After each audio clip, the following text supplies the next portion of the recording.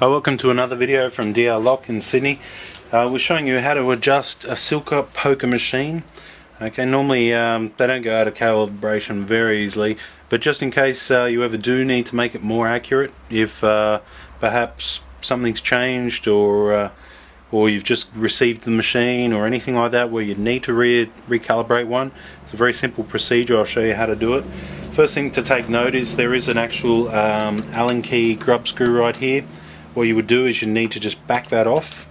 So I'm just using a tool screwdriver so I can show you. Now the next thing to notice is this is your adjustment right here. That has a white marker there. Okay, that just gives you some sort of reference. All the rest of the marks are red. Where it's cutting at the moment, I'll quickly show you. We're using two blank keys. Okay, I'm lining them up just as you would any other normal key. Putting it in, tightening it up, putting it in, tightening it up. Okay, flick the guides down, push the button, and as you can hear, you can't hear anything, meaning that the actual blade is not making contact with the key. So right now this key machine is calibrated high, because if it was actually cutting the key it would be a little bit closer, but right now it's higher than where it should be. If you cut a key on this, your actual cuts will be higher than what they should be. I've loosened this one off here, so which means that when I turn this, that will vary the heights here. So that allows us to get it back to the same. So what we're listening for is a high pitch cutting noise, and all we want to do is basically cut the key blade the slightest bit. Normally half of the key blade, when you look at the chrome on it, you only want to take off half of that, and that's about as accurate as you can be. So what I'm going to do is I'm going to start it again. This time around I'm going to turn. As you can starting to hear it cut a little bit. Okay, it's not cutting, so I'm going to go the other way. Right there. Now that's as accurate as it should be, and that sound is exactly what you want. So what I did is I moved it backwards, forwards until I started to hear the exact sound that I wanted. I'm going to try it once more, and if you can hear that, it's just a very light cut, just cutting the top chrome off the key, nothing more.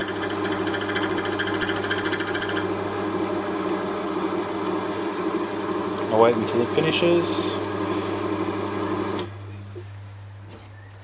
Now I take it off, and as you can see now, it's just, well, you might not be able to see it, but it's just taken off half of the chrome there. It's taken a little chunk there where I had to find out which way to turn it, left or right. So now we've got it actually adjusted. What we'll do is I'll adjust again. I'll turn this right all the way around, and we'll do it again. So right now it's way out of calibration. Sliding a new key in there.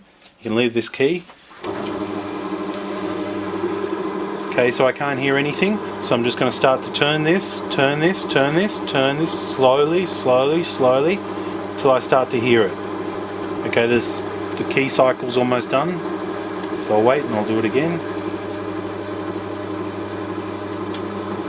Okay, we're starting again, turning it. That's as much as you want to hear. You don't want to hear the same amount as when you're cutting a key. You want it to just be that light, high-pitched sound, just taking the top skin of the key off. Now that that's adjusted, we know exactly where the adjustment is. We tighten this screw up here. This will stop it from moving. So now, it's a bit tight. Take that out. So now if you try and move this up and down, it's not actually going to move this part here. So it's in calibration, you don't need to move it, you don't need to do anything. I'll just do one more key just to show you that it's all lined in and locked in. Flick the guides down. As you can hear, it's just cutting enough, just the top part of the chrome off the key.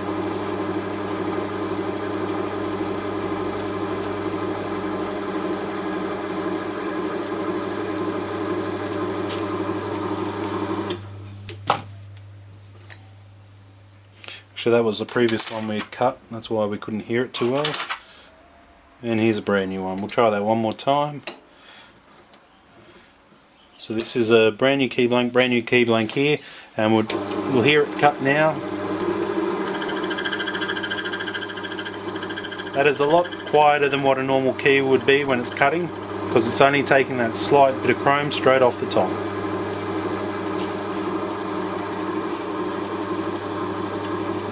done.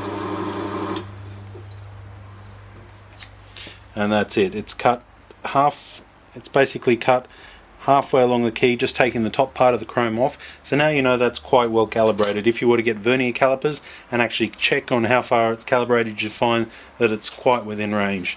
If your key machine basically is cutting a lot of keys that people are saying aren't working, the first thing to do is check your calibration, use 2 blank keys and listen for that high pitch sound. If it's not high pitch, loosen this screw and adjust this one until it is. You don't need to worry about the other adjustments on it. Basically loosen that one and then that will get that moving there.